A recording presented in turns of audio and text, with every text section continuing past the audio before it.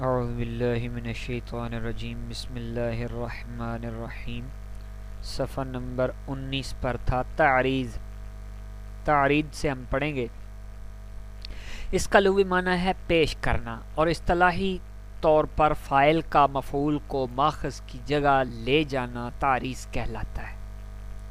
جیسے اباع بکر بقرتن، بکر گائے کو بے کی جگہ یعنی منڈی لے گیا، بیعن بیچنا کے لیے۔ آپ یہاں کہہ سکتے ہیں کوئی بھی چیز آپ لگا سکتے ہیں، اباع لگا کر پیچھے آگے آپ کوئی بھی چیز لگا سکتے ہیں، کوئی بھی شے ہے، اباع بکرن علی رزا، ٹھیک ہے جی۔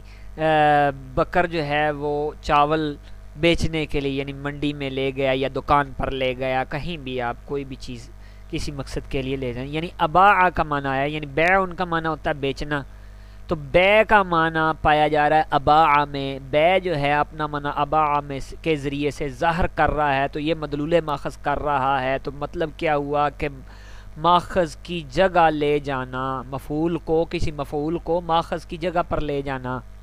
ماخذ کیا ہے؟ بیچنے کی جگہ، منڈی یا دکان، ٹھیک ہے جی۔ تو اس جگہ پر وہ لے کر جا رہا ہے۔ تحویل، فاعل کا مفعول کو عین ماخذ یا مثل ماخذ بنا دینا۔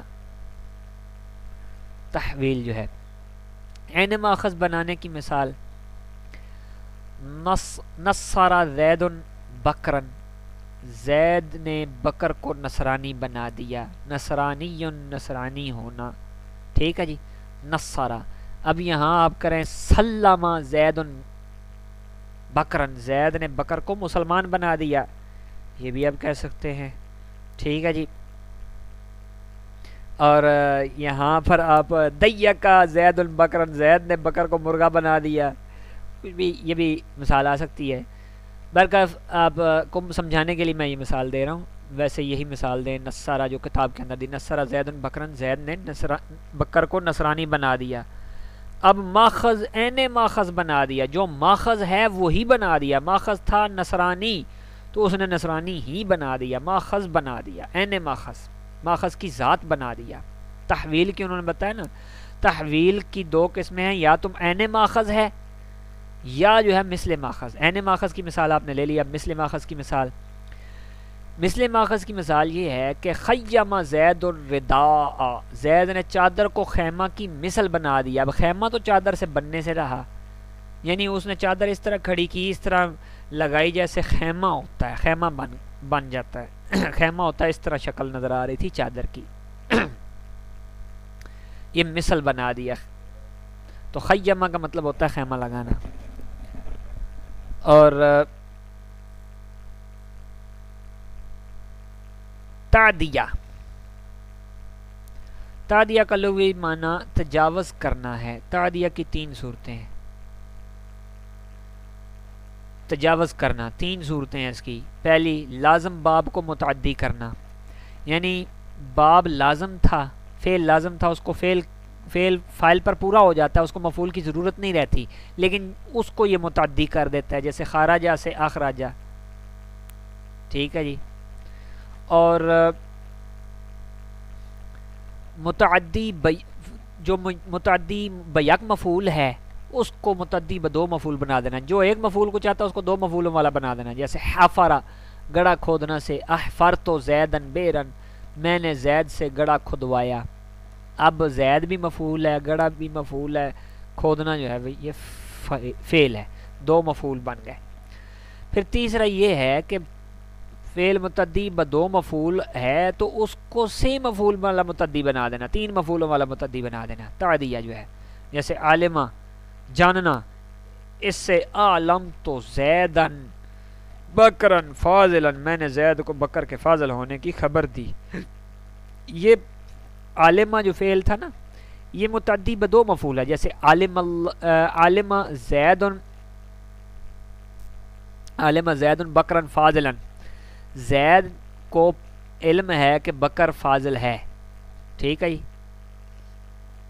زید جانتا ہے کہ زید نے جانا کہ بکر فاضل ہے، عالمہ فعل ماضی میں ہوگا نا، زید نے جانا بکر جو ہے وہ فاضل ہے، بکر ایک مفعول بنے گا، فاضل دوسرا مفعول بنے گا، زید فاعل بنے گا۔ لیکن جب اعلم تو آئے گا تو وہاں کیا ہے، اعلم تو میں نے بتایا، کس کو؟ زید کو، زیدن بھی مفعول بنا، بکرن بھی مفعول بنا، فاضلن بھی مفعول بنا، پہلے 2 مفعول والا تھا، اب 3 مفعول والا ہو گیا۔ یہ اس طرح تعدیہ ہے۔ اس کے بعد ہے تصغیر، فاعل کا مفعول کو صاحب ماخذ بنانا، یعنی ماخذ والا بنانا، فاعل کا مفعول کو صاحب ماخذ بنانا، جیسے آفاک اللہ، اللہ تجھے عافیت دے، آرام دے۔ عافیت کا مطلب آرام ہوتا ہے، عافیت سے ہی آفاکا، اللہ تجھے آفاکہ دے، آرام دے، عافیت دے، ٹھیک ہے جی۔ اب یہ فاعل جو ہے یہ کیا کر رہا ہے، یہ مفعول کو ماخذ والا بنا رہا ہے، صاحب ماخذ بنا رہا ہے، ماخذ والا بنا رہا ہے، یعنی اللہ تعالیٰ فاعل ہوگا، عافیت دینے والی ذات تو اللہ تعالیٰ کی، بندہ تو دے نہیں سکتا۔ اب فاعل اللہ تعالیٰ کی ذات ہے، اللہ تعالیٰ جو ہے وہ عافیت دے رہا ہے، کس کو؟ بندے کو، بندے کو وہ عافیت، یعنی عافیت ہے ماخذ، آفاقہ کا ماخذ عافیتن ہے، تو وہ ماخذ والا بنا رہا ہے، عافیت والا بنا رہا ہے، یعنی آرام والا بنا رہا ہے، اب وہ بیمار نہیں، اب آرام والا ہو گیا ہے، ٹھیک ہو گیا۔ تجنب، فاعل کا ماخذ سے بچنا، جیسے تحوب زیدن، زید گناہ سے بچ گیا، حوبن گناہ ہے، میں نے بتایا ماخذ اپنا معنی ظاہر کر رہا ہے تحوبہ میں، تو زید گناہ سے بچ گیا۔ تکلف، رغبت اور پسندیدگی سے فاعل کا ماخذ میں موجود صفت کو اپنے اندر بتکلف ظاہر کرنا۔ تکلف کا معنی یہ ہے کہ فاعل کا ماخذ میں موجود صفت جو ماخذ کے اندر موجود ہے اس کو اپنے اندر بتکلف ظاہر کرنا، یعنی رغبت بھی رکھتا ہے، پسند بھی کرتا ہے اس کو ظاہر کرنے کو، جیسے تشجع زید، زید بتکلف بہادر بنا، یا اس نے بتکلف بہادری ظاہر کی، اس نے وہاں ہمت دکھائی، مثلا میدان جنگ میں گیا تو زید نے بڑی بھرپور بہادری دکھائی، ہمت والا بنا، یعنی خود بنا، بتکلف خود تکلیف اٹھائی بہادر بننے کے لیے، اور وہ بہادر بنا۔ تشجع کے اندر شجاعت بہادری ہوتا ہے، بہادری کا عنصر اس کے اندر پایا گیا، اور اس نے پسند کیا ہے بہادری کو، یعنی وہ چاہتا تھا، رغبت رکھتا تھا، پسند کرتا تھا کہ وہ بہادر بنے، تو اس نے بہادر بن کر دکھایا۔ آگے ہے تشارک، تشارک ہے دو شخصوں کا باہم مل کر کسی کام کو اس طرح انجام دینا، دو بندے مل کر کام کر رہے ہیں، اس طرح انجام دینا کہ ان میں سے ہر ایک فاعل بھی ہو اور مفعول بھی، ہر ایک کام کرنے والا بھی ہے اور اس پر کام واقعہ بھی ہو رہا ہے، وہ مفعول بھی بن رہا ہے۔ جیسے تقاتل زید و عمر، زید اور عمر نے باہم قتال کیا، مطلب کیا ہے، دونوں فاعل بھی ہیں، دونوں مفعول بھی ہیں، یعنی کہ دونوں نے آپس میں جنگ کی، قتال کا مطلب جنگ کرنا، تو ایک طرف زید ہے، دوسری طرف دوسری فوج میں عمر ہے، تو عمر اور زید دونوں آپس میں جب جنگ کریں گے، قتال کریں گے، تو دونوں ہی فاعل ہوں گے، زید بھی جنگ کر رہا ہے، عمر بھی جنگ کر رہا ہے، لیکن دونوں ہی مفعول بھی ہوں گے، کیونکہ عمر جو ہے وہ زید سے جنگ کر رہا ہے، زید کو قتل کرنے کی کوشش کر رہا ہے، اور زید جو ہے عمر کو قتل کرنے کی کوشش کر رہے ہیں، تو دونوں ایک دوسرے کے مفعول ہوں گے، اور دونوں خود فاعل ہوں گے، اور ایک دوسرے کے دونوں مفعول ہوں گے۔ یہی ہے تشارک۔ تخییل، تخییل کا لغوی معنی ہے خیال دلانا، یعنی بات کا پتہ نہیں تھا اس کو خیال کرایا، بھائی اس طرف توجہ کر، اور اصطلاح میں ناپسندیدگی کے باوجود فاعل کا اپنے اندر ماخذ کا حصول ظاہر کرنا، پسند نہیں کرتا پھر بھی اپنے اندر اس کو ظاہر کرنے کی کوشش کرتا، جو حقیقتاً حاصل نہ ہو، حقیقت میں وہ چیز ایسے نہیں ہے، لیکن پھر بھی وہ اپنی بناوٹی اعتبار سے ناپسند، بات پسند نہیں ہے، پھر بھی اس کے باوجود وہ اپنے اندر ماخذ کو ظاہر کر رہا ہے۔ جیسے تباکا زید، زید نے بناوٹی رونا رویا، تباکا، بکا ان مصدر سے تباکا بنا ہے، بکا ان سے، تو بکا ان اپنا معنی تباکاب سے ظاہر کر رہا ہے، یہ مدلول ماخذ ہو گیا۔ اب مدلول ماخذ جو ہے وہ اس کو بناوٹی طور پر چاہتا بھی نہیں ہے، بس بناوٹی طور پر اس کو اختیار کر رہا ہے، تو وہ ہے یہ ہے کہ تباہ کا زید نے بناوٹی رونا رویا، جس طرح مکرو والی آج کل کی وہ عورتیں روتی ہیں نا، ادھر وہ فوتگی والے گھر میں چلے جاؤ تو وہ کیا پرانے اپنے رونے یاد کر کے رو رو کے بس 5 منٹ بعد دیکھو وہی آس کھیل رہی ہوتی ہیں، تو یہ بناوٹی رونا ہوتا ہے۔ تو تباہ کا زید۔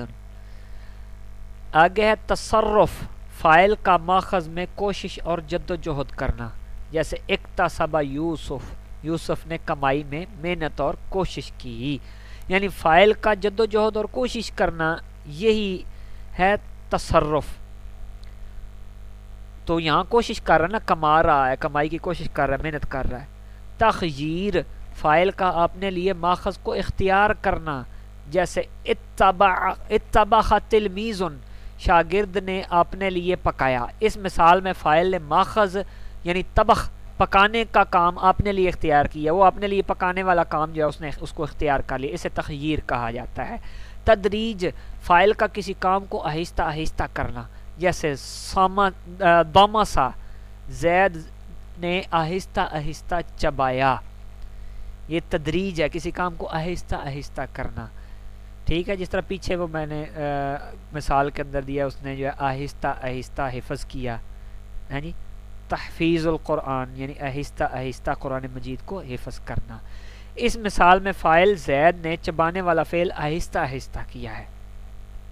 تخلیط، فاعل کا مفعول کو ماخذ سے لیپنا، لپائی کر دینا ماخذ کے ساتھ، اس نے فاعل نے لیا ماخذ لے کر مفعول کے اوپر لپائی کر دی ہے، جیسے سیع زید الحائط، زید نے دیوار کو گارے سے لیپا، سیاع گارا کو کہتے ہیں، جس طرح چونا کے ساتھ آپ دیوار کی لپائی کر دیتے ہیں یا پلستر کر دیتے ہیں، پلستر والا، تو وہ جو چیزیں ہیں ان کے لیے یہ لفظ استعمال ہوگا تخلیط۔